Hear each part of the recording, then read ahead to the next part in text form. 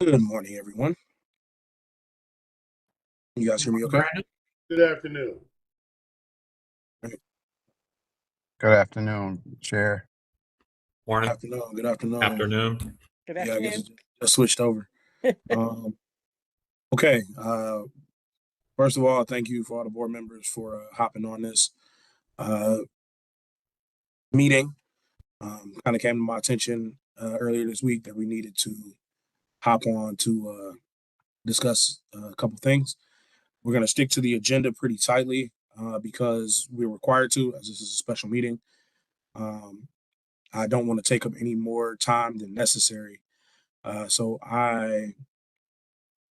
based on what I'm seeing, it looks like we have at least five.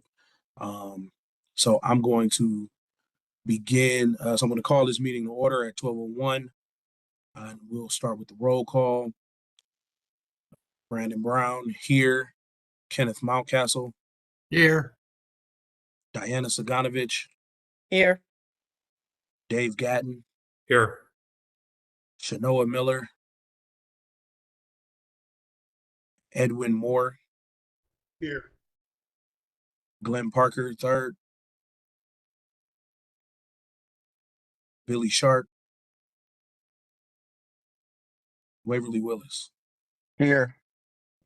All right, thank you. So it looks like we do have a quorum.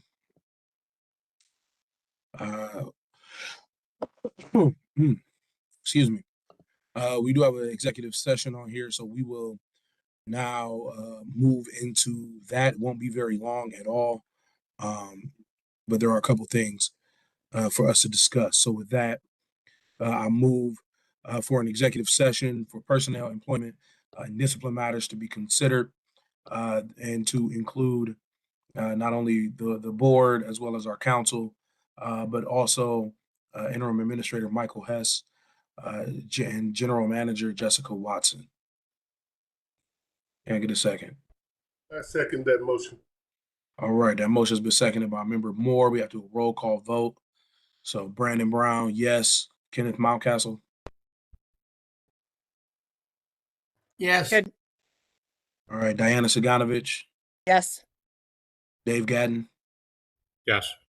Edwin Moore, Yes. and Waverly Willis. Yes. And Billy Okay, with Sharp, that, Chair, I'm sorry, Billy Sharp joined us. is Billy on now? Yep, I see Billy. All right, so let the record reflect that member Sharp is here as well. Did you hear the motion, Billy? Yeah. Okay. What's your vote? Yes. Okay. All right. With that, the motion carries. So we're gonna go into executive session. Can someone put us in executive session? I believe Jaleesa, can you do that? And then can you also include Jessica and Mike and Dahlia? Like I said, it shouldn't take long.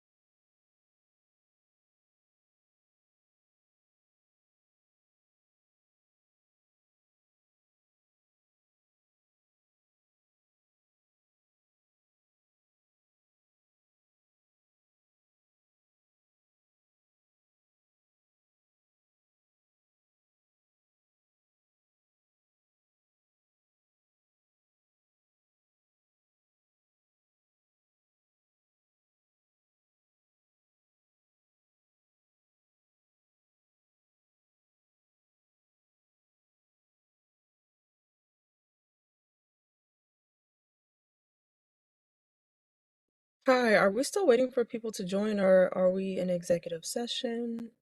I wasn't sure if I was So waiting on someone to let me. executive session. Yeah, I we got are in booted executive out session. somehow.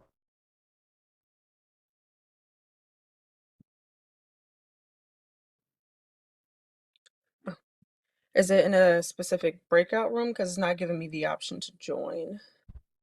Yeah, that's what I'm looking for. I got kicked out. Ah, There it is.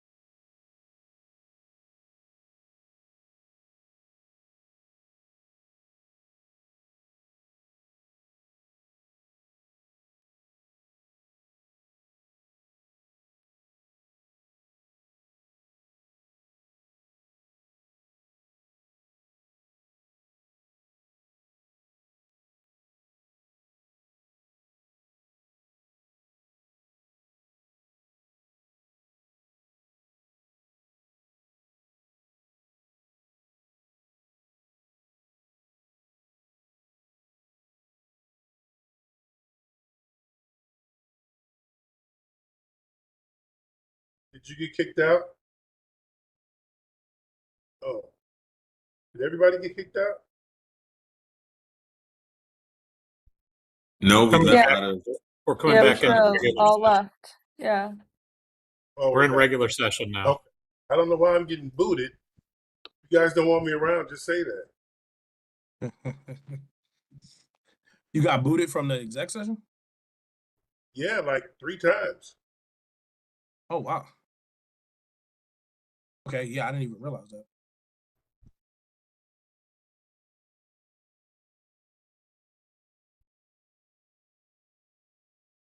Anybody else have that happen?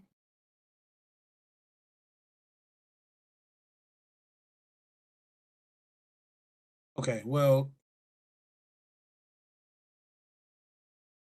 Dave. well, I don't want to go back to executive session, but Dave, real but quick. remember that, more, that you know, you balloon. and I can speak offline. That balloon. It makes it look like you raising your hand in the corner. I Oh, mean, you're I talking could about that? tell, It's but I'm assuming it's a balloon or some sort. I actually caught that yeah, too. but the way it was waving, it made it look like he was putting his hand up. Yeah, I was there from the majority of it, Chair. Okay, all right. Okay, so now I want to move into the next part of our agenda, which is the main reason why we needed to meet today, and this is OPS case number 2024-0204. This is a departure. So we've already heard this case once, and we made a determination on the case. The chief made some departures, a lot of which are merging of some specifications, which we've seen before. And so hopefully everybody had a chance to review the departure letter. And what I'd like for us to start with is a summary of the case again. So I believe Senior Investigator Boker, you are going to be giving us this the presentation again on this. That's correct. All right. So thank you for that. And yeah, whenever you're ready, you can take it away. Okay, this incident occurred on February 19th, 2024. Again, it's case number 2024-0204. The complainant is Gregory Yearout. We received the complaint August 23rd of 2024. He alleges that the subject officer, P.O. Thomas Tahati, T-O-H-A-T-I, badge number 1140, was responsible for his son's death. On February 19th, 2024, when his son was evading a police stop and got into a motor vehicle accident. He also alleged he was improperly notified of his son's death and not heard from an investigator in months. The Internal Affairs Unit of Cleveland Police also conducted an investigation into this incident. And the specifications, there was OPS sustained the violations that are noted, which included WCS violations as well as attempting a failure to notify about a traffic stop and doing an unauthorized pursuit. And pretty much our allegations with the internal affairs allegations were substantial. A lot of them were duplicates. They were, and that's why the chief merged them. I believe the big difference was that we had classified, or the board had classified some of the allegations as group 2 violations, and the chief disagreed with that and felt they were not group 2s. They should have been a group 1.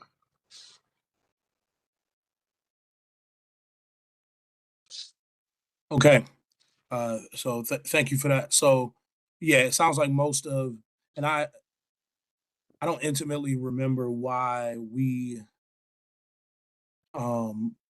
basically had a list of almost identical specifications to the IA specifications, where so it read as though there were 16 different specifications, but basically 7 of those are the same specification as from the IA report. Is that right, Senior Investigator Booker?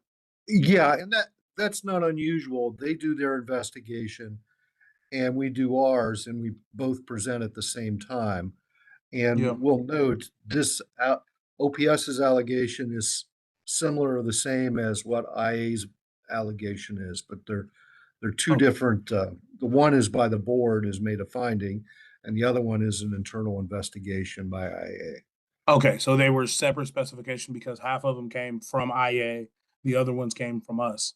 So when you're looking at if board members have this pulled up at all, I'm looking at page 5 where of the departure memo where the safety director lists out the specifications 10 through 16, essentially merging into 2 through 8.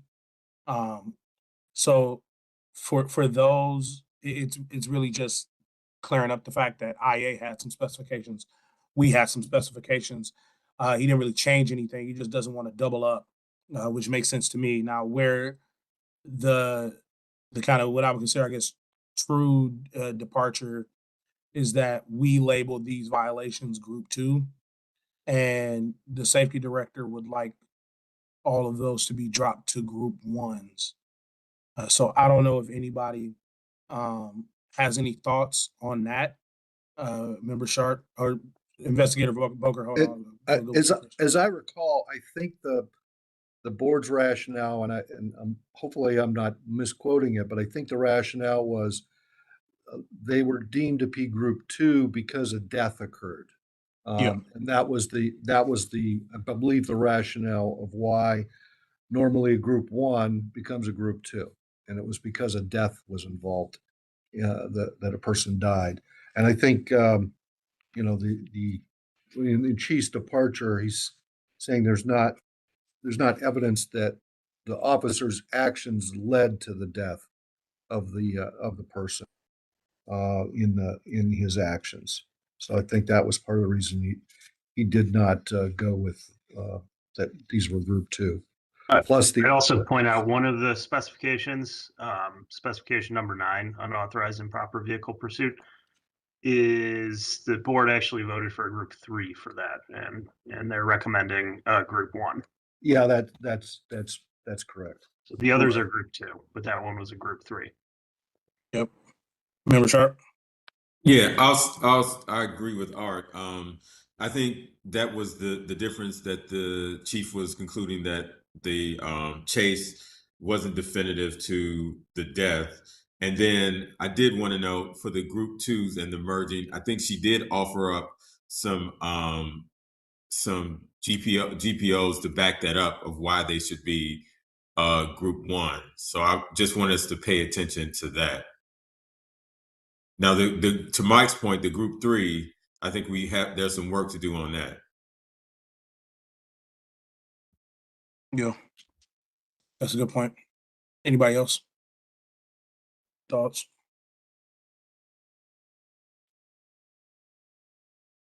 Yeah, when I looked at this, the main thing I agree with Senior Investigator Boker. I think the biggest difference is how we're interpreting, the ultimate, the fact that this ultimately led to a death here, and how we're interpreting that in relation to the group levels.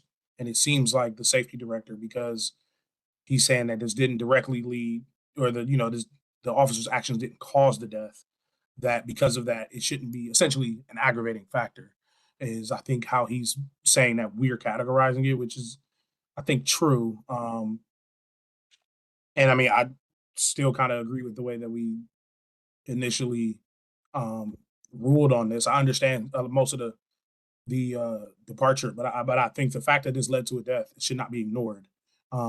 It should be considered in some way, at least in my thoughts. Dave? I could understand where one would say, well, him not turning on his body cam had nothing to do with the death. That logic, I guess I would buy. Whether he had the camera on or not, I gotta expect the same thing would have happened. That in and of itself didn't lead to this. But if not for beginning the chase without it being authorized, that started the ball rolling here.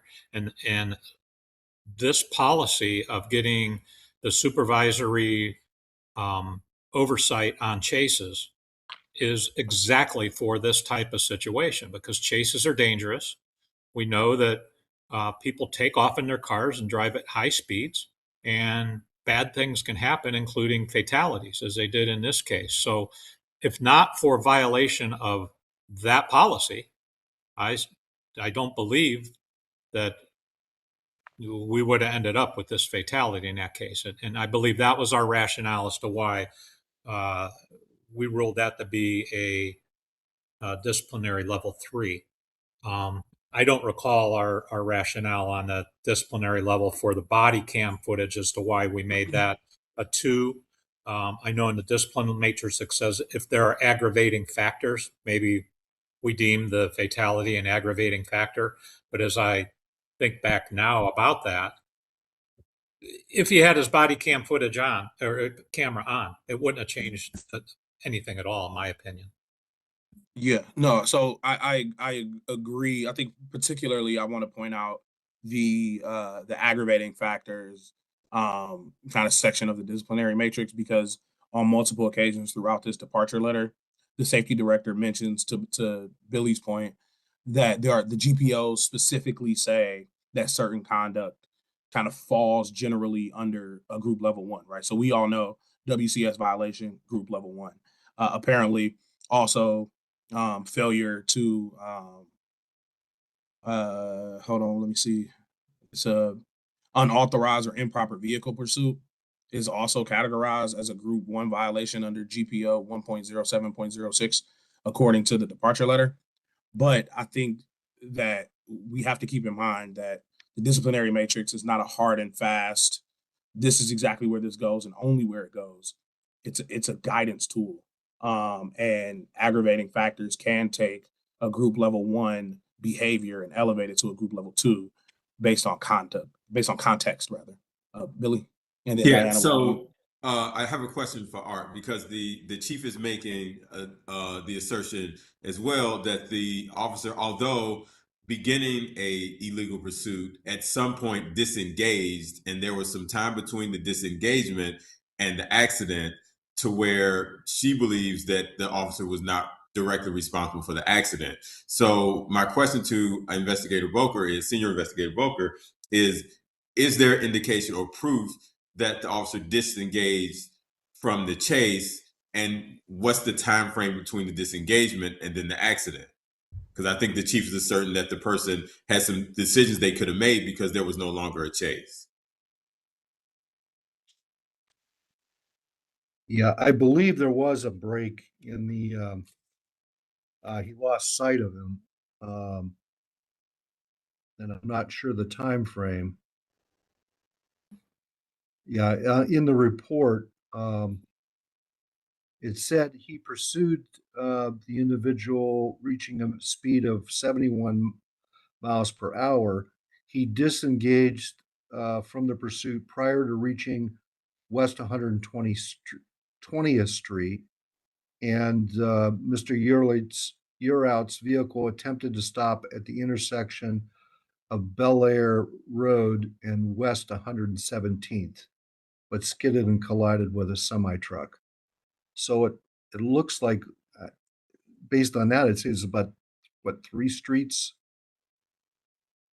Looks like he stopped 3 streets before the accident actually occurred, his pursuit. And I don't remember seeing a time mentioned in the report specifically about how long the pursuit was. And that point right there, Chair, is where I think we need to have some discussion around what's reasonable, what's not reasonable in that. Because if you can't tie the chase to the accident by way of the disengagement, then there's an issue there. But if you can, we're going to have to figure out how do we, because just the initiating the chase I don't think is enough if there was a disengagement. The question is the disengagement to the time of the accident. Diana. Then Ken. Then This is slightly off of the accident part, but I think there was also we had a big discussion about the fact that on the WCS that he didn't turn it on many, many times when he stopped people. And that was one of the reasons we moved it up from a group one. It wasn't just about the aggravating factor of the act. It was because this was a pattern of behavior he had from what we had. So the WCS going to a group, I think we did a group 2 instead of a group 1, was not just because of the accident. It was because this was a pattern of his behavior. That was, I think, our rationale. It's a good point. Ken? When the officer disengaged, how fast was the officer going?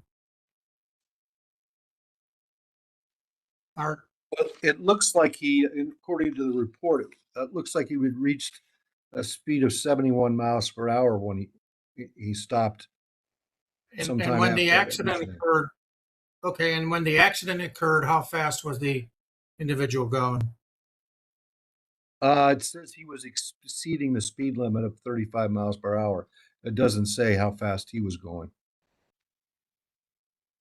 So my logic says to me that if the officer was going 71 and when the accident occurred, he was going, the individual was going 35, there's obviously a disconnect there. Well, it just says he was exceeding the limit. It doesn't say how fast he was going. I'm assuming Well, he back was. So he point- could have been going. Back to the point, Yeah.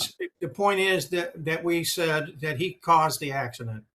Yeah. And if I was looking at that speed that he was going at when he disengaged, that was already well over the speed limit. So I would be inclined to say that he did cause the accident. Dave? I got just two things along that same line. He improperly started the chase. Okay. And I would submit that when and where he stopped the case, unless it was like an hour later, if you know a cop car is chasing you, when you see the cop start to slow down and stop or slow down behind you, I think if you're so inclined to be racing away from that situation, you're not going to say, okay, I'm good now. You're typically going to say, I got to keep getting out of here because they're on the radio. You know, I'm not looking in my rearview mirror. So I'm not buying that as a justification. But I want to make a point that the chief director mentions that our ruling was contradictory to 1.0706, which is disciplinary guidance. And under disciplinary guidance, I want to be clear for the record on this, so it doesn't look like we're walking away from what it says in it. And I don't know if this was his first or second Group 1 violation. That's not mentioned, and we usually don't know that, but I'll just read this part of it. First Group 1 violation, and aggravating factors outweigh any mitigating factors or no mitigating factors present. So I know we considered aggravating factors in this situation, and that's not contrary to 10706.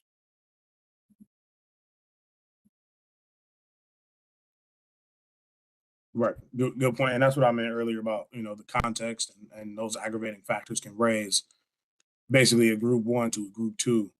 And again, that, the phrasing is, it's a disciplinary guidance, right? So it's not so much hard and fast rules within that disciplinary matrix that are rigid that say that a WCS violation can only be a group 1. At least not as we have interpreted it. And I don't think that would be the right interpretation. Excuse me. So the other thing I did want to point out while we're here is that in order for us to change our original determination, we do need to, the decision is that, or I guess there needs to be clear and convincing evidence, right? That's the standard that we have. There needs to be clear and convincing evidence that in order to overturn our decision. So let's keep that in mind as well. I just found the speed of the vehicle. It's mentioned in the disposition of the hearing. Art, That, we need you to turn this way because we can't hear you. okay, I Like- just found in the transcript of the director's hearing that the speed that the person was going at the time of the accident was estimated to be 52 miles an hour. When he struck the semi truck. So they may have gotten that from the IA report or the accident report. Okay, so I mean, so there's been some discussion about the officer's disengagement. If he disengage well before the crash? If so, I mean, does that have an effect on how we feel about or on our decision about whether or not the officer's actions, quote unquote, caused the crash in some way? Dave has mentioned that just the fact that he started the pursuit is enough for us to say that obviously without him starting the pursuit, and none of this occurs in that way. It is one school of thought, but yeah, Billy. One more point I'd also point out. The distance between the attempted stop and the collision was estimated to be 1.07 miles. So from the time he attempted to stop until the person had the collision, that's the distance between the two. 1.07 miles was the. I mean, that's not a distance. terrible far distance, which means this chase lasted not very long.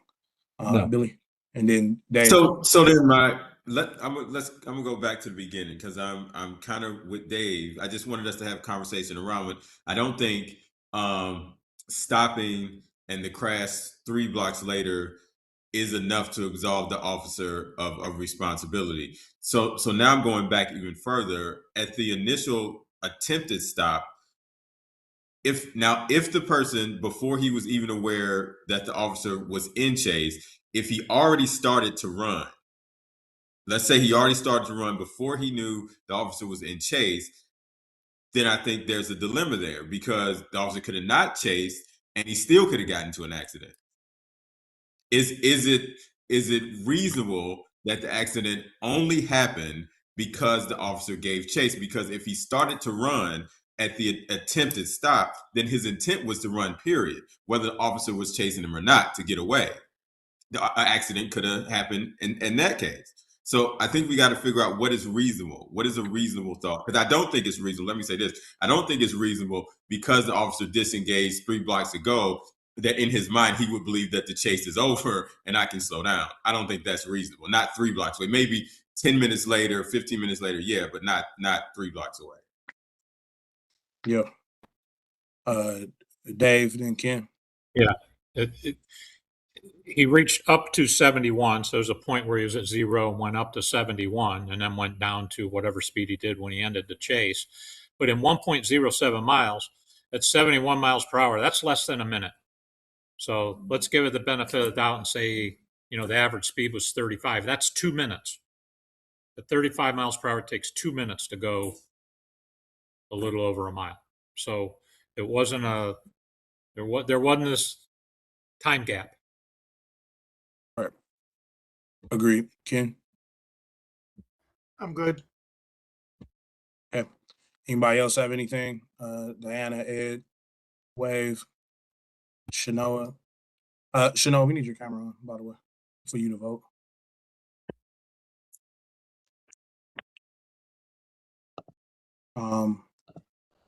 Okay. I mean, the other thing is I do want to point out, so as part of the departure letter, the public safety director did he is proposing a 5-day unpaid suspension, which is the maximum penalty under a group level 1. So I don't know if that's something that the board would want to consider. I don't know that would not necessarily change, even if so theoretically, right, we can impose a group level 2 and then the same penalties could apply because that 5-day suspension would also be appropriate under a group level 2 as well. So that's something else to keep in mind that doesn't necessarily mean the ultimate discipline changes, It could, but it doesn't mandate that. Even under a group level 3, I don't think I still think a 5-day suspension is within that category as well. Still, Group level um, 3 is a minimum of 10 days. that was minimum 10. Okay, so and I know one of Pick those, them right on that. yeah. So one of the charge specifications we did list as group level 3. So if we maintain that as a group level 3, then that would automatically change the minimum discipline. But if we upgrade it to group level 2s for everything, it doesn't necessarily change the ultimate discipline. I think it does change things as far as promotions and things like that if you have group 2s versus group 1s on your record. Um, Again, not sure that we necessarily need to consider that as far as like how it would affect the record moving forward. Um, I actually think we probably shouldn't. I think we should just focus on, based on the facts, do we think this is a group level 2? Or are we persuaded clear and convincingly that, based on these GPO sites that are provided, that these should be considered group level 1s and a 5-day suspension is sufficient? At this point, we've been talking about it for about 20 minutes. So I will now, I'll entertain any motions, or if anybody has any, further discussion they'd like to make. But I also don't want us to just kind of talk in circles about this thing. At some point, we got to make a decision. Diana? I was just looking up what the would be for group level 2, and it ranges from a 6-day suspension to a dead suspension. So it would be 1 day at a Okay. minimum if we went to a Okay, 2. well, excuse me, I stand corrected. I thought there was some overlap in the disciplinary requirements. So with that being said, if we upgrade it or if we maintain the group level 2s, then all of those the suspension would ultimately have to be raised to at least 6 days.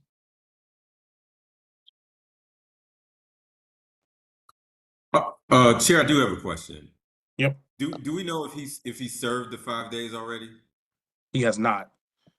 Okay. And he is not. So one of the reasons why we had to meet today is because under the collective bargaining agreement, there's a time limit on when discipline can be handed down from the time of the pre-disciplinary hearing. So I know normally we deal with the notice portion of like when the officer has to know that there's been some sort of discipline brought against them, potentially.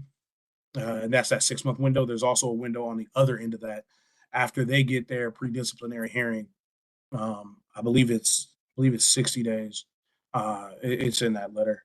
But there's a certain amount of time that we have to respond. And so due to those time restraints, they needed a response from us by tomorrow, which is really by today, which is why we're meeting. So, yeah, I mean, that's something else that I want to discuss on Tuesday when we have a little bit more time, and maybe make a request of the department to not put us in such a time crunch with that, because basically it seems like they had this for 50 or so days and left us with the last week to try to cram in our response. Dave? So far, we've primarily been discussing the group level.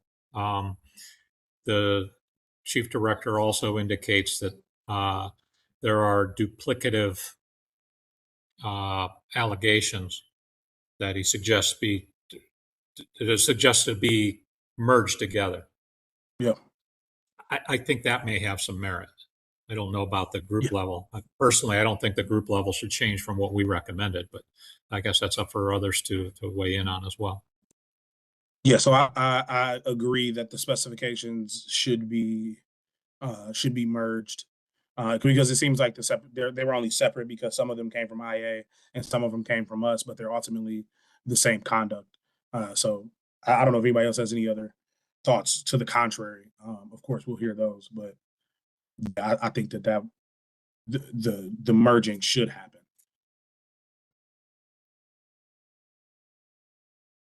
Okay. With that, and we're getting pretty close to 1:00. Not that I want to cut this off just because of time, but it also seems like we've gotten to a point in our discussion where I don't know that people are necessarily looking to add anything. But again, I do want to leave the space if people are. Brother Moore, I saw you unmuted for a hot second. I don't know if you got something to say.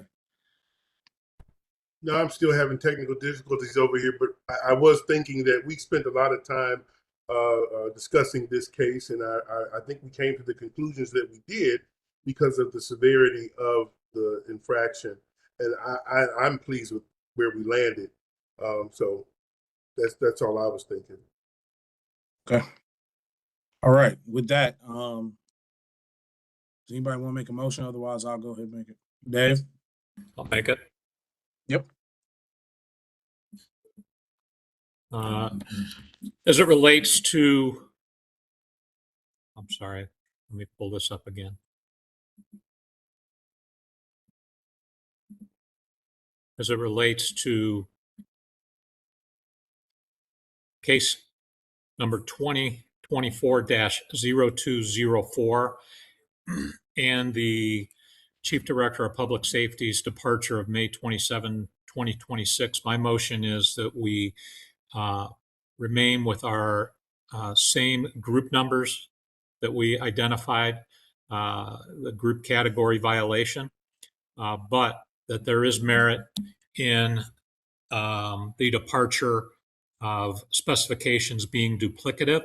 So my motion will be that specifications 10, 11, 12, 13, 14, 15, and 16 be merged into specifications 2, 3, 4, 5, 6, 7, and 8, respectively. I second that motion.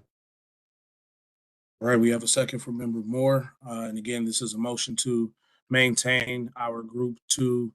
Oh, sorry. Is this also? Group 2 and 3, all of our Two group and three. numbers is identified. The only thing that my motion is really identifying is that there were those duplicative allegations, and I believe that there's merit that those be merged. Okay. So again, motion on the floor to maintain our original findings, but to merge the specifications as listed. So all those in favor say aye. Aye. Aye. Any opposed? Any abstentions? All right, that motion carries. Is there anything else in there, Senior Investigator Boker, that we haven't covered? I think we got it, right? That was pretty much everything. I believe so, yes. That covers Okay, it. so with that, Jalecia, we will need our this findings letter kind of typed up and ready to go really by Monday, so that way I can sign it. I think they need it, but they need it by Tuesday. So because we're not going to be there on Tuesday, I'm going to try to come sign it on Monday if I can, Monday afternoon. So Jalecia, if we could get this together by Monday, even Monday afternoon, I'll come sign it, and then we'll get it over to them, hopefully before the end of business Monday, because Tuesday we'll be all together. So, yeah. Does that work, Dahlia? That works for me. Okay, That's Jalecia, perfect. Thank you. is that possible? Yep, it's possible. Okay, thank you. I would note that this document reflects a response is supposed to be received by June 6th. Right. So I think they want us to meet by June 6th, but I think that Dahlia's been in contact with them. And she had informed me that they're like their real dead or like hard deadline is like Tuesday or Wednesday next week. Okay. Yeah. So they wanted you guys to meet June 6th and then to get your ultimate decision by the 9th. So Thanks for pointing that out. GM Watson, I saw a hand go up. Did you have something you wanted to add? I was going to say what Art said. Okay. All right. Does anyone else have any other thoughts on that particular case? We can't really discuss any other business because special meeting, we got to stick to things. All right. Seeing none, I appreciate, again, all of you hopping on this. We actually handled a good amount of business today that was important. Like I said, anything that needs any follow-up, we could discuss on Tuesday. at our meeting, we will be in person. So I look forward to seeing everybody there. And with that, I will entertain a motion to adjourn. Motion to adjourn. Second. Seconded by Member Sharp. All those in favor say aye. Aye. Aye. Any opposed? Any abstentions? All right, that motion carries. Thank you. We will adjourn our meeting.